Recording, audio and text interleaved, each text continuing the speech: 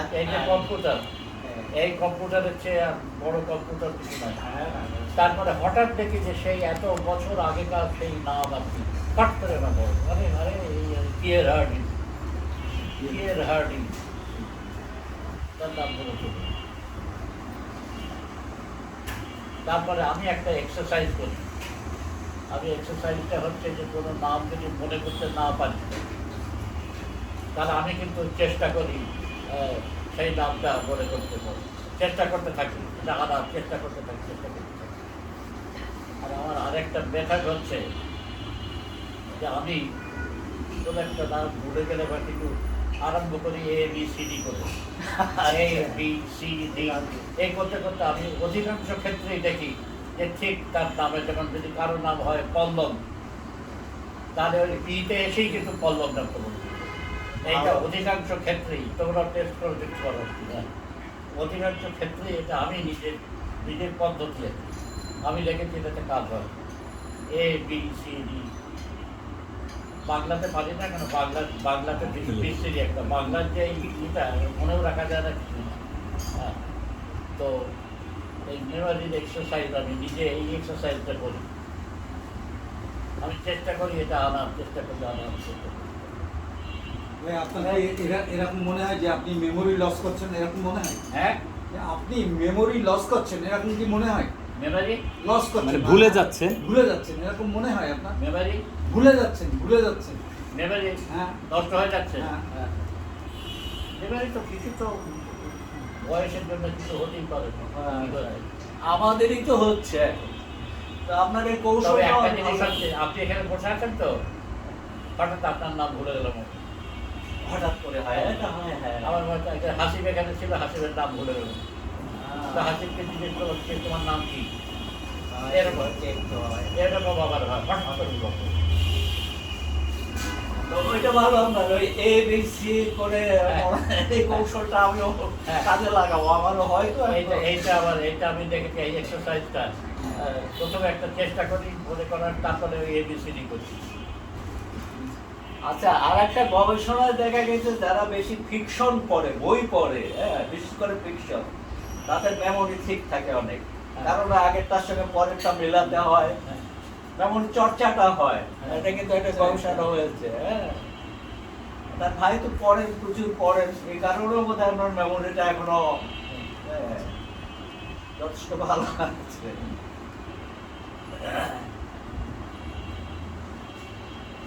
আর এই বৃদ্ধ বয়সে তো শৈশব কৈশোরের কথা বেশি মনে পড়ে ভাই। খুব বেশি মনে পড়ে, এটা সকলেরই হয়।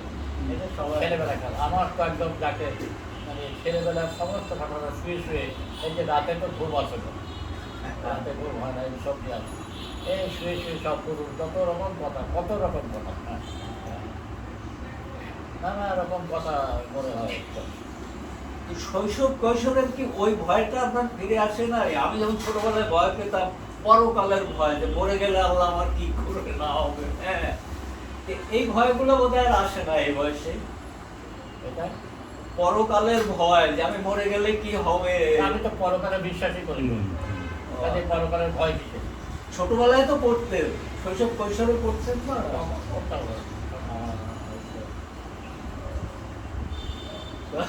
এখন ভাই বাংলাদেশে যেরকম ধর্মের, হ্যাঁ, এখন যে ধর্মের প্রভাবটা দেখা যাচ্ছে আমাদের দেশে, অতীতে কোনোদিন এরকম ছিল? হ্যাঁ, অতীতে কোনোদিন এরকম ছিল না। না না, এখন এখন বেশিরভাগই তো শো, কিছু জানে না, হ্যাঁ, হ্যাঁ, কিছু জানে না। এগুলা চলতে হবে, দুর্নীতি এগুলা ঢাকার জন্য এরা ধর্মের আশ্রয়টা বেশি করে নিচ্ছে, হ্যাঁ। এবং হাসিনা সরকারেরও এগুলা ধর্মের ব্যবহার প্রশ্রয় দিয়ে, হ্যাঁ। তবে স্যার আমার মনে হয় যে যারা ধর্মে বিশ্বাস করে তাদেরই মৃত্যু ভয়টা একটু কম হতে পারে, কারণ পরকাল আছে এরকম বিশ্বাস করে সে চলে যেতে পারে। যারা করে না তাদের জন্য মনে হয় এই জীবনটাতে আরো কি করতে পারতাম আমরা বা করতে পারছি না কেন, এই ক্ষরণগুলো একটু বেশি থাকে বলে মনে হয়। না, যারা যারা এই মানে নানা রকম অপকর্ম করে, তারা বুড়ো হলে পরে খুব ধর্ম ভীরু হয়ে যায়। হ্যাঁ, তখন তারা ভাবে যে এই তো বলতে যাচ্ছি, বলেই তো কোথায় যাবো রে বাবা। হ্যাঁ।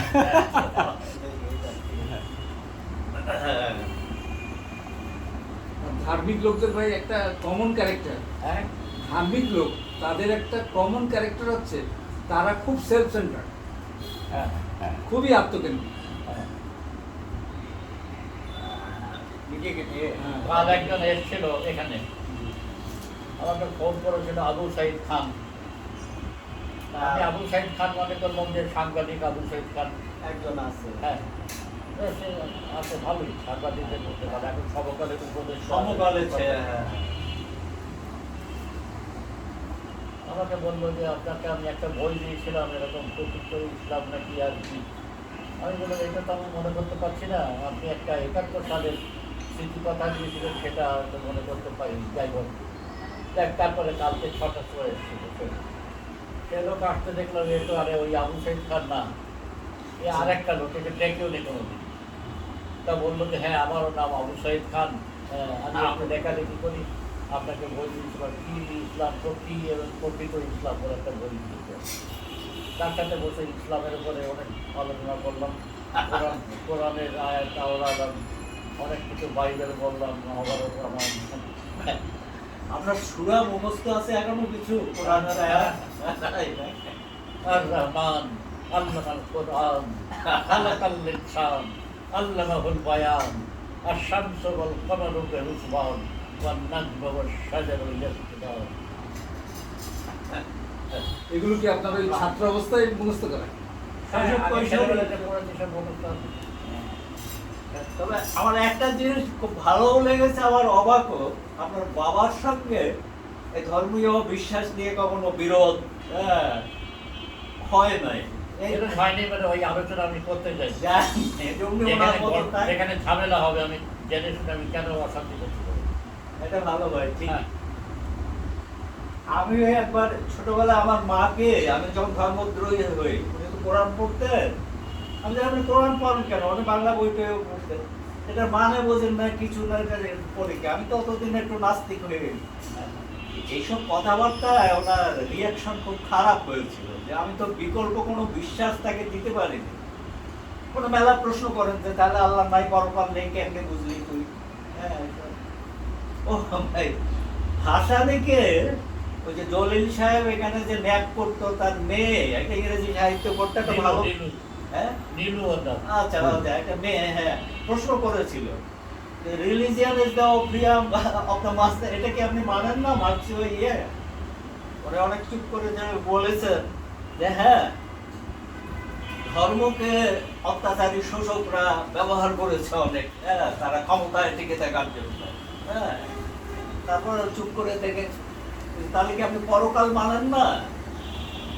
পরকাল মানে অনেক চুপ করে যেতে, বিজ্ঞান মানলে তো বিজ্ঞানের কোনো পরকালের অস্তিত্ব তো নাই, কিন্তু এই যে সৃষ্টির মধ্যে মানব জীবন, হ্যাঁ, মানুষ মৃত্যুর সঙ্গে সঙ্গে এসব নিশ্চিহ্ন হয়ে যাবে, এটা মানা যায় না। এই কথাটা বলেছিলেন, ডাইরেক্ট কিছু বলেন না।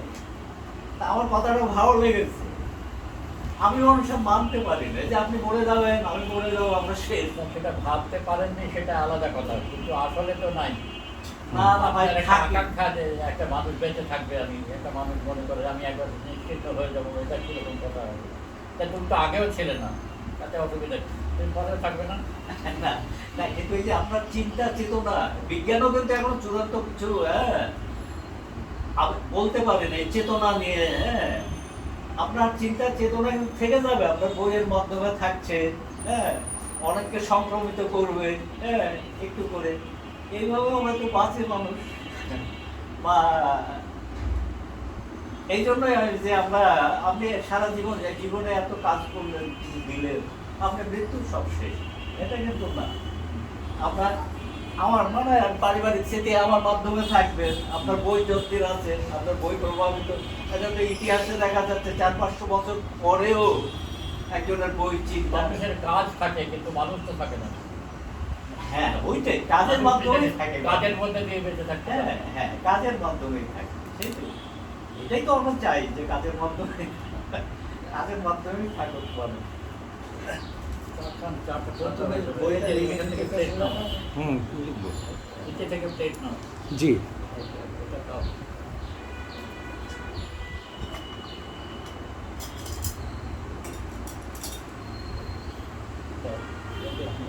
এখানে দাও, আমি খাবো না, আমি একটু আগে চা, আমি তো উঠে অনেক দেরিতে এখন চা খাই। আমি এখনই খেয়েছি একটু আগে।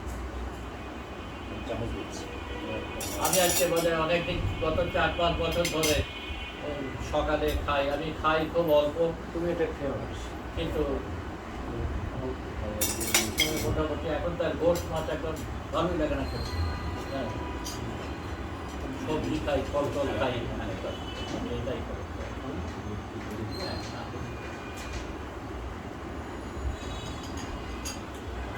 আর সকালে একই খাবার খাই, তাই সিরিয়াল খাই, হয় কর্নফ্লেক্স কিংবা পলিশ খাই, তারপরে একটা কলা খাই, এটা খাই, আর একটা আন্ডা খাই, আর তার সাথে কোনো কোনো দিন ইচ্ছা হলে একটা টোস্ট খাই, এই সকালে। দুপুরে খাই না বললেই চলে, এতটুকু একবার লিটারেলি এতটুকু ভাত খাই, একটু সবজি টবজি ভাবে খাই। আর মাছ টাছ থাকলে আমি কখনোই এক টুকরার বেশি গোশ মাছ খাই না, কখনো কোনো সাধারণত এক এক সময় হয়তো তো একটা হয়তো এক টুকরা একটু মাছ খেলাম বা কিছু খেলাম, তার সাথে আবার একটু কিছু ফল খেলাম, এই যে হ্যাঁ, দিনের দুপুরবেলা একদম খেতে পারি না, আর দেরিতে উঠি তো রাতটা করে রাতেও সেই খেতে পারি না। ঘুম হয়, ঘুমটা হয় কিন্তু ঘুমের জন্যই আমার প্রবলেম, রাতে ঘুম হয় না, এটাই আমার প্রবলেম, রাতে ঘুম হয় না। কি করে হয়, সব ওষুধ খেতে হয় না? ওষুধ খেয়েও কিছু হয় না, তাই। এমন অবস্থা যে ওষুধ খেয়েও কিছু হয় না।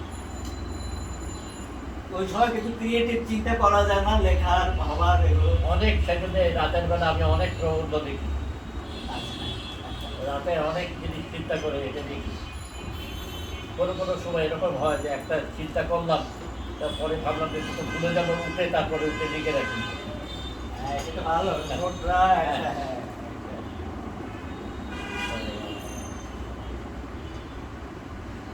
আপনি অনেক কাজ করেছেন ভাই, সব মিস্ত্রি আপনার।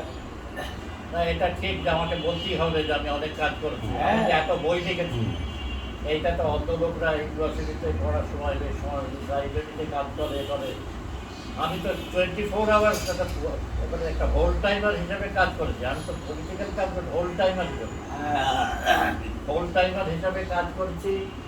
এবং এই কাজের মধ্যে থেকে দৌড়াতে দৌড়াতে ভাষা আন্দোলনের বই থেকে আরম্ভ করে এই এমার্জেন্সি অফ বাংলাদেশ থেকে আরম্ভ করে সমস্ত কিছু আমি এই দৌড়াতে দৌড়াতে প্র্যাকটিক্যাল কাজ করতে করতে আমি করছি। আমি তো কোনো তবে এই আপনার আত্মজীবনী পড়ে আমার একটা খটকা লাগছিল, যেমন আপনি সুখেন্দু দস্তিদারদের পার্টিতে গেলেন কাজ করার জন্য, ওরা আপনাকে কাজ দিচ্ছে না, আপনি কাজ চাচ্ছেন প্র্যাকটিস। এত একটা আপনার সম্পর্কে মনে হলো আত্মসচেতন লোক, নিজেই তো ঠিক করবেন আমি কি করতে পারি, হ্যাঁ ওদের চেয়েও ভালো কাজ আমি করতে পারবো। হ্যাঁ, পার্টির উপরে ডিপেন্ডেন্সি থাকবে কেন? হ্যাঁ, ওইসব পার্টি টাটি না, তখন মনে হতো আমি আমার ভাবনা বলছি যে পার্টি না করে ভাই যদি আরো নিজের মতো করে, হ্যাঁ সে চেষ্টা অবশ্য করেছেন আপনি। নিজের মতো করে তো করতে চাইনি, সবসময় আমি চেষ্টা করেছি নিজের ব্যাপারে সংগঠন তৈরি করা।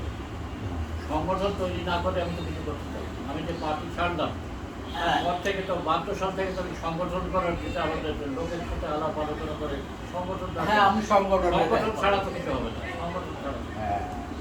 ভাই আমাদের দেশে এই যে ধরেন রাজনীতির আজকে যে অবস্থা, হ্যাঁ রাজনীতির যে অবস্থা, হ্যাঁ এটা ওই বুর্জোয়া রাজনীতি কিংবা বাম রাজনীতি যেটাই বলি, তা এই সবের ক্ষেত্রে আমাদের জাতিগত কোনো সমস্যা আছে না?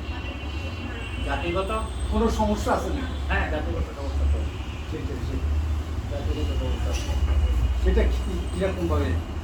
জাতিগত সমস্যা হচ্ছে যে এই রিজনের লোকজন, প্রথমত হচ্ছে একটা তোমার বলি যে মননশীলতার অভাব আছে জাতি, এইখানে মননশীলতার খুব অভাব আছে।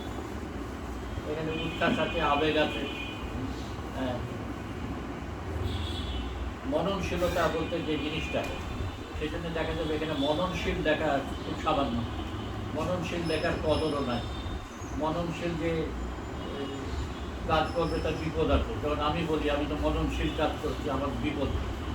আমি যে রাজশাহী থেকে এখানে এলাম, রাজনীতি করতে নামলাম, এখানে দক্ষিণপন্থীদের থেকে আমি সেরকম কোনো বিরোধিতা পাই। প্রত্যেকটা বামপন্থী লোক এবং প্রত্যেকটা বামপন্থী অর্গানাইজেশন আমার বিরোধিতা করে। এমনকি পার্টিতে আমি কাজ করতে এলাম, তারাও এমন অবস্থা দেখলো, কারণ তারা আমার ভয় পেয়ে গেল আসলে। তারা মনে করলো তাদের বিপদ হবে, আমি তারা আমাকে কোনো কাজ করতে দিত, যে কাজটা তারা একদম পারতই না সেটা আমাকে দিয়েছিল গণশক্তি এডিট করতে। গণশক্তি এডিট করতে দিয়েছিল, আর আমি তো কোনোদিন সাংবাদিকতা করিনি, কিন্তু গণশক্তি এমনভাবে আমি এডিট করেছিলাম যেরকম কাগজ আগেও ছিল না, পরেও আসবে। আমি নিজের চিন্তা করে, নিজের চেষ্টা করে সাংবাদিকতা যেটা, সাংবাদিকতা আমার কেউ শেখাচ্ছে। আমাকে অনেকে বলে যে কোন লোক আপনার প্রেরণা হিসাবে থেকেছেন, কোন বই পড়ে আপনি সবচেয়ে প্রেরণা পেয়েছেন। আমি এসব একদম শিখাচ্ছি না, একটা কোনো না,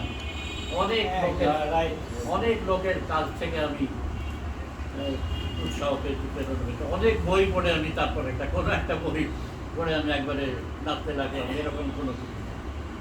তো ভাই পশ্চিমবাংলাতে তো একটা মননশীলতার চর্চা আছে। হ্যাঁ। পশ্চিমবাংলায় হ্যাঁ, তো একটা মননশীলতার চর্চা তো ওখানে আছে। এখানে কিছুটা আছে মননশীলতা, কিছুটা মননশীলতা আছে পশ্চিমবাংলায় তবু, কিন্তু এইদিকে না, এই দিকে না।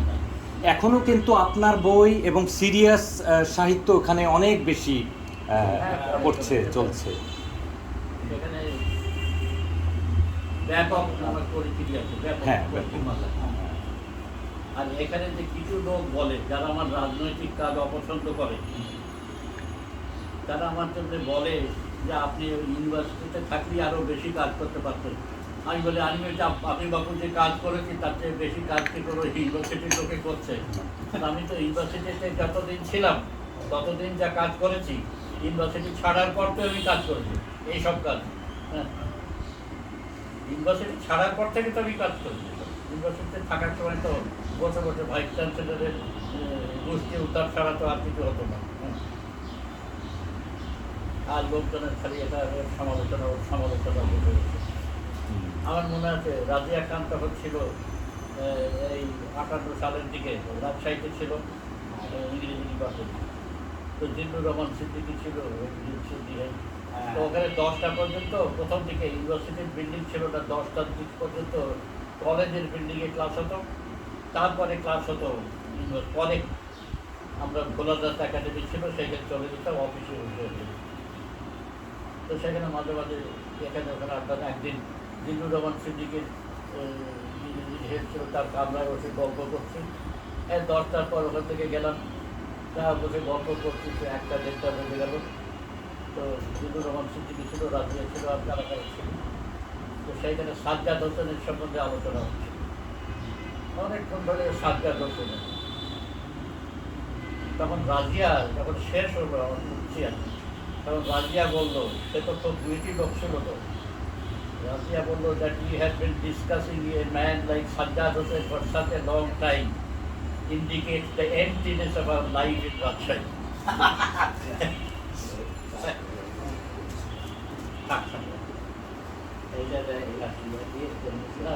এটা ধুতে হবে, তা নাহলে দাগ পড়ে যাবে। তো ভাই আপনার এইটা একটা মানে আশ্চর্য ব্যাপার, হ্যাঁ, এটা একটা অবাক ব্যাপার আর কি, যে আপনার পাঠক এখন বামপন্থী থেকে ডানপন্থীদের মধ্যে বেশি। আমি তো তাই দেখি। আমি যে সমস্ত দেখি, আমার অর্গানাইজেশনের কোনো লোক থেকে কোনো রেসপন্স নাই, ডেড। যারা ফোন টোন করে তারা সব অর্গানাইজেশনের বাইরে। এবং ডানপন্থী, বিশেষ করে হ্যাঁ। ডানপন্থীরা আমি দেখি যে হ্যাঁ। বেশি রেসপন্স। হ্যাঁ, এটা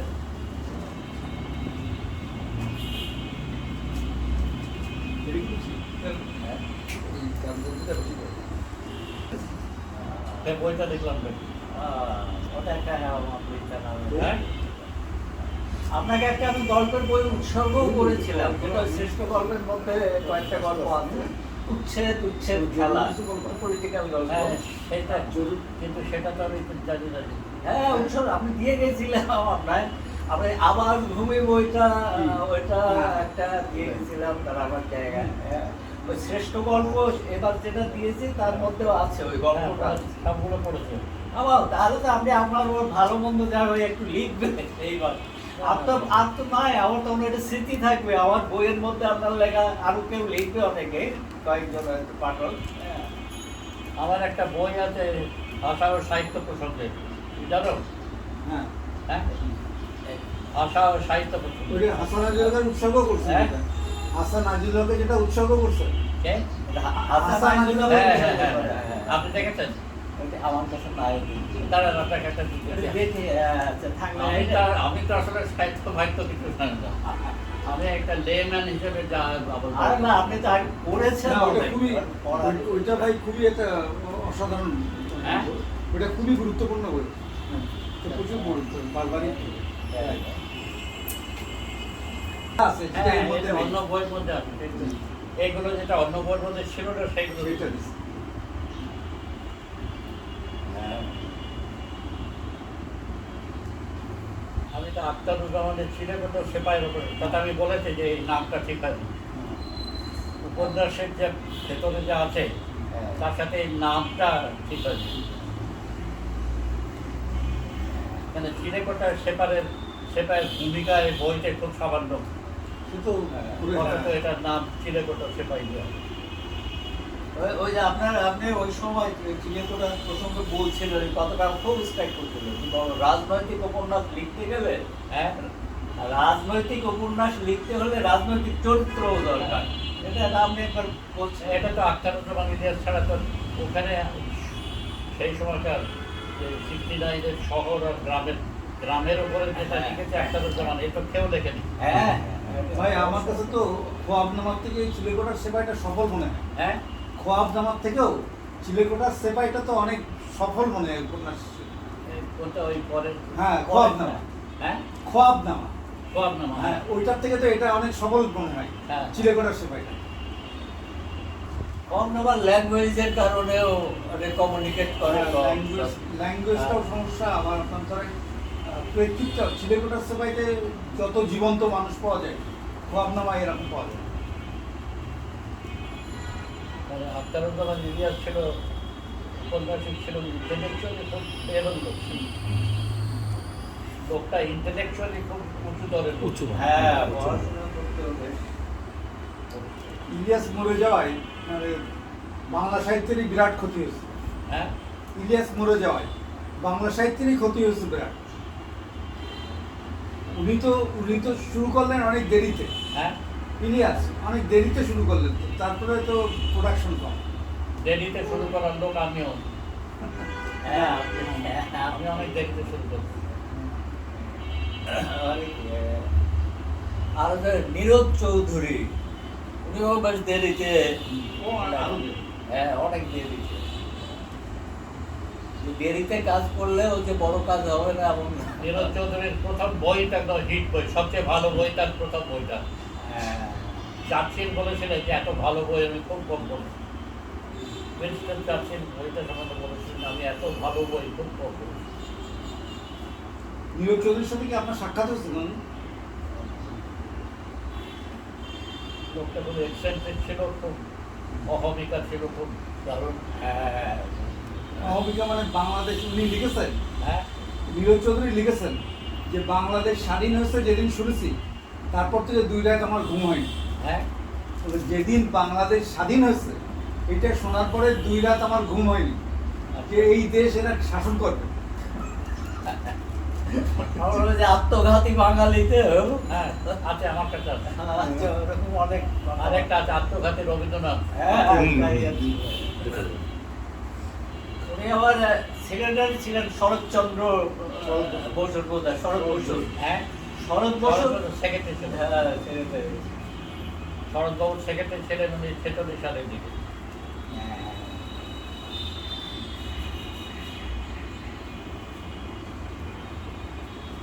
আমাদের দেশে ভাই, আমাদের এই বাংলাদেশে বিগ হাইটের লোক বলতে আপনি কাদের বলবেন? হ্যাঁ, বিগ হাইটের মানুষ এই বাংলাদেশে কারা?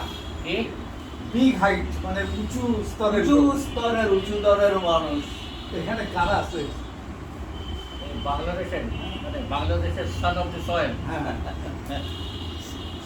তাহলে সবচেয়ে নিচুগুলো বলা যায় বোধহয় এমনকার বামপন্থী গুলো।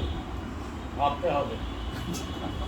না কিন্তু স্যার অনেক শূন্যতা আছে কিন্তু আপনাদের পরে একটা আমরা তো আসলে মানে খুবই কি বলবো মানে অভাগা আর কি, আপনাদের পেয়েও আমরা ওই ব্রিজটা আর করা যায়নি যে এখনকার ইয়ের সাথে বাংলাদেশ হওয়ার পর তো সাংঘাতিক অবস্থা হতো। বাংলাদেশের পরে তো আর কিছু নাই। নাই। যা কিছু আছে সেটা যাদের জন্ম বাংলাদেশ হওয়ার আগে তারাই। তারাই, হ্যাঁ, পরে নাই। এটা খুবই অবাক করার ব্যাপার ভাই, খুবই অবাক। আর এখানে একটা যেটা হয়েছে আমার মনে আছে অনেক দিনের আলোচনা, আমরা 53-54 সালের দিকে হবে কোনো একটা কিছুর উপরে আলোচনা হচ্ছে সাহিত্য সভায়। জ্যোতির্ময়, ধ্রুব ঠাকুরটা